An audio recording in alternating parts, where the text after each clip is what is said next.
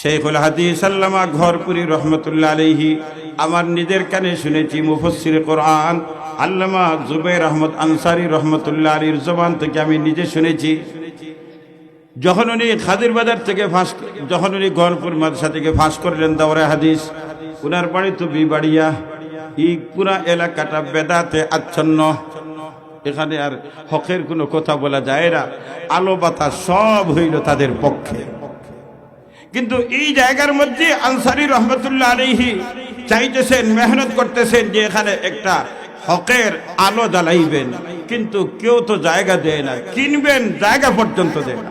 আরে ওহাবিরে জায়গা দিলে সব নষ্ট হবে, এই জন্য টাকা দিয়া কেনার ব্যবস্থা করেন কিন্তু জমি কেউ দেন।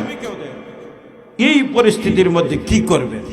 আনসারী রহমতুল্লাহ আলাইহি উনি বললেন যে আমি শেষ পর্যন্ত 2-3 ডিসিমেল জায়গা পাইলাম এক জায়গা, বর্তমান মাদ্রাসা যেখানে দাঁড়িয়ে আছে এই জায়গার মধ্যে মাত্র কয়েক ডিসিমেল জায়গা আমি পাইলাম, কিন্তু এই জায়গার রাস্তাও নাই, কিছুই নাই, এই এখন আকাশ পথে কেমনে আসে। আর ঘরপুরি হুজুর রহমতুল্লাহ আলাইহির কাছে বারবার দোয়া চা যে হযরত আমার জন্য দোয়া করবেন। একটা পর্যায়ে সিদ্ধান্ত নিলেন যে ঘরপুরি হুজুর রহমতুল্লাহ আলাইহিকে একবার ওই এলাকায় নিয়ে দোয়া করাবে, কিন্তু হযরত সময় দেন না। একটা পর্যায়ে উনি সময় দিয়েছেন যে ঠিক আছে আমি ময়মনসিংহ যাওয়ার সময় তোমার এখানে থামিয়া দোয়া করে যাব, ঠিক আছে। তখন তো আর মোবাইলের যুগ না, শুধু সংবাদ জানছেন যে একদিন হযরত ময়মনসিংহের উদ্দেশ্যে রওনা দিয়েছেন, কোন সময় আসতেছেন বিবাড়িয়া পর্যন্ত, তাও তো কোনো টাইম টেবিল নাই। ফোনের মাধ্যমে এখন তো আর কোথায় আছেন, কি কোন জায়গায় আছেন, কোন ঠিলে আছেন, কোন বাজারে আছেন, সব পাওয়া যায়। এবার একটা পর্যায়ে আনসারী রহমতুল্লাহ বলেন আমরা অপেক্ষায় রাস্তার মধ্যে ঘরপুরি হুজুর আসবে, কিন্তু অপেক্ষা করতে করতে ঘন্টার পর ঘন্টা একটা পর্যায়ে দেখলাম একটা গাড়ি আসতেছে, তো ধারণা করলাম সম্ভবত এই গাড়িটা দিয়ে ঘরপুরি হুজুর আসতেছে, কিন্তু নিশ্চিত না, এই জন্য দাঁড়িয়ে আছেন। গাড়িটা সামন দিয়ে গেছে খুব দ্রুত, দেখলেন যে ঘরপুরি হুজুর রহমতুল্লাহ গাড়ির ভিতরে, কিন্তু থামতে এই কানেকশন হতে হতে গাড়ি অনেক দূর চলে গেছে, থামছে গিয়ে। থামার পরে আনসারী রহমতুল্লাহ বলে আমরা দৌড়াইয়া গেলাম হযরতের গাড়ি পর্যন্ত। যাওয়ার পরে এখন তো গাড়ি তো অনেক দূর চলে গেছে, এখন ঘরপুরি হুজুর রহমতুল্লাহ বললেন রাস্তা কোথায়? বলে রাস্তা তো অনেক পিছনে, এখন কি করব? এখানে বসিয়া দোয়া করব না যাইতে হবে? বলে হযরত আপনার মনসা। বলে তাহলে এখানে বসে দোয়া করি। গাড়িতে বসিয়া হযরত দোয়া করলেন।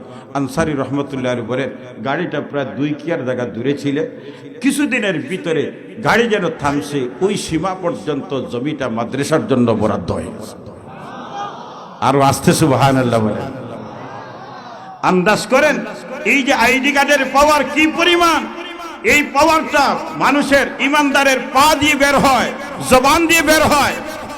আমি প্রায় 6 মাস হযরতের বাড়িতে 15 দিন পর পর যেতাম একটা রুগীর জন্য, দেখতাম আপনারা তো অনেকে দেখছেন ঘরের বাহিরে বড় আপনার ব্যবস্থা দিয়া রাখা আছে, যেখানে তেল পানি আপনার তাগা বাগা যা আছে সব দিয়ে রাখছেন, চিরুনি বিরুনি কত আইটেম। হযরত যখন ঘর থেকে বাইর হইতেন, বাইর হওয়ার পরে কি পড়তেন না পড়তেন আল্লাহু আলম, এই যে ফু দেওয়া শুরু করলেন, এক মাথা থেকে আরেক মাথা পর্যন্ত বিরতিহীনভাবে ফু দিতেছেন। আর আমাদের কাছে নিয়ে আসার পরে যদি আমরা বলি বলে হুজুর পড়িয়া দেখো, ঠিক না? হুজুর পড়িয়া দেখো, তো এখন তারে তো বুঝ দিতেই ও কত সময় পড়িলাম, পড়িয়া ফু দিলাম। কিন্তু ঘরপুরি হুজুর রহমতুল্লাহ আলাইহির অবস্থা দেখলাম কিসের বড়া, ফু দিতে আছে, কারণ এই ফুর মাধ্যমে ঈমানের নূর বের হচ্ছে। শেখুল আরবুল আজম কুতুবুল আলম ট্রেনের মধ্যে বসা ভিআইপি প্যাসেঞ্জার, সিটটাও ভিআইপি, সামনের সিট সামনাসামনি, সামনের সিটটা হইল ভিআইপি সিট, আর একটা হিন্দু প্যাসেঞ্জার বসা। মদনী রহমতুল্লাহ আলাইহি মাঝে মাঝে তার বাসায় কিচ্ছু মাতনি না, কত সময় বোয়ার পরে সময় গেছে, দৌড়বাড়ি গেছে, টিঠির গেছে, গিয়া হয়েছে ও ভাই আমার সিট ওটা বদলাই দাও। বলেন না সুবহানাল্লাহ। বলে স্যার সিট তো আর ভিআইপি সিট নাই, আর আপনি প্যাসেঞ্জার হইলেন ভিআইপি প্যাসেঞ্জার, কিন্তু কোনো কিচ্ছু করার নাই, সমস্যা কি বলেন আমি সমাধান করি। বলে ভাই সমস্যা কিছু না, আমার সিট বদলাই দিই। এক পর্যায়ে বলতে বাধ্য হয়েছে সমস্যা একটা, আমার সামনের সিটের মানুষটা যে এ বারবার আমার দিকে শুধু তাকায়, তাকাইতে তাকাইতে এমন অবস্থা হয়েছে আমার দিলের, আরো কিছু সময় যদি আমি বসি যে আমার বাপ দাদা 14 গোষ্ঠীর ধর্ম ছেড়ে ইসলাম ধর্ম কবুল করতে বাধ্য হয়ে যাব।